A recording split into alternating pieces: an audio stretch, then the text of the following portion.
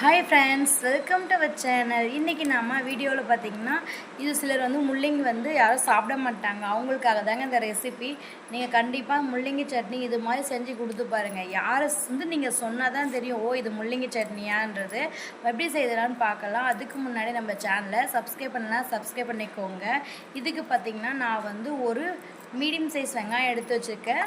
அப்புறமா காரத்துக்கு ஏற்ற மாதிரி வரமிளகா, ஒரு 3 முள்ளங்கி, கொத்தமல்லி, கறிவேப்பிலை, அப்புறம் பார்த்திங்கன்னா பருப்பில் உளுத்தம்பருப்பு, கடலப்பருப்பு எடுத்திருக்கேன். தக்காளி 2 கட் பண்ணி வச்சுருக்கேன். வாங்க ஃபஸ்ட்டு கடாயில் எண்ணெய் சேர்த்துட்டு கடுகு கடலப்பருப்பு மிக்சிங் இருக்குல்ல அதை சேர்த்துடலாம். சேர்த்து பொரிஞ்சதும் பார்த்திங்கன்னா நம்ம எடுத்து வச்சுருக்கேன் கடலப்பருப்பு உளுத்தம்பருப்பும் சேர்த்து நல்லா பொரிஞ்சு வரட்டும். நல்லா பொரிச்சு எடுத்துக்கோங்க. அது ரொம்ப தீஞ்சிடக்கூடாது. ஓரளவு பொரிஞ்சதுமே பார்த்திங்கன்னா கட் பண்ணி வச்சுருக்கேன் வெங்காயம் சேர்த்துட்டு நல்லா வதக்கிடலாம். இது வதங்கும் போது பார்த்திங்கன்னா கொஞ்சம் உப்பு சேர்த்துக்கோங்க.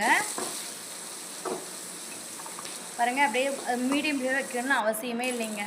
அப்புறம் பார்த்திங்கன்னா வெங்காயம் பாதி வதங்கினதுக்கு அப்புறமா வரமிளகாய் நம்ம காரத்துக்கு ஏற்ற மாதிரி எடுத்து சேர்த்துக்கோங்க. அப்படியே கறி லீஃப் சேர்த்துக்கோங்க.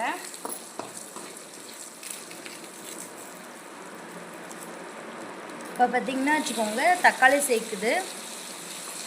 தக்காளி சேர்த்து நல்லா வதக்கிடலாம். இதுக்காக சொல்கிறேன்னா தக்காளிலாம் நல்லா வதங்கி வரணும். அதுக்காக எல்லாமே ஓரளவு வதங்கினதுக்கப்புறம் நம்ம சேர்த்துடுறோம். அப்போ தான் பார்த்திங்கன்னா எல்லாமே சீக்கிரமாக வதங்கிடும்.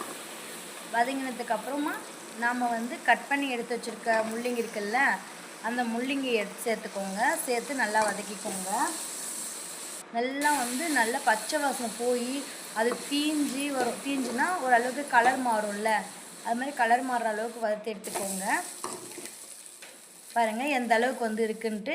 இருந்தாலும் இன்னும் கொஞ்சம் வதக்கணும். கொஞ்சம் புளி சேர்த்து கொஞ்சமாக புளி எடுத்துக்கோங்க. புளி சேர்த்துட்டு நல்லா வதக்கிடலாம்.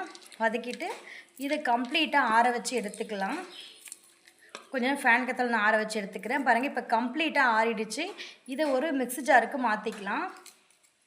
மிக்ஸி ஜார் மாற்றி அரைச்சி எடுத்தால் சூப்பரான முள்ளங்கி சட்னி ரெடிங்க.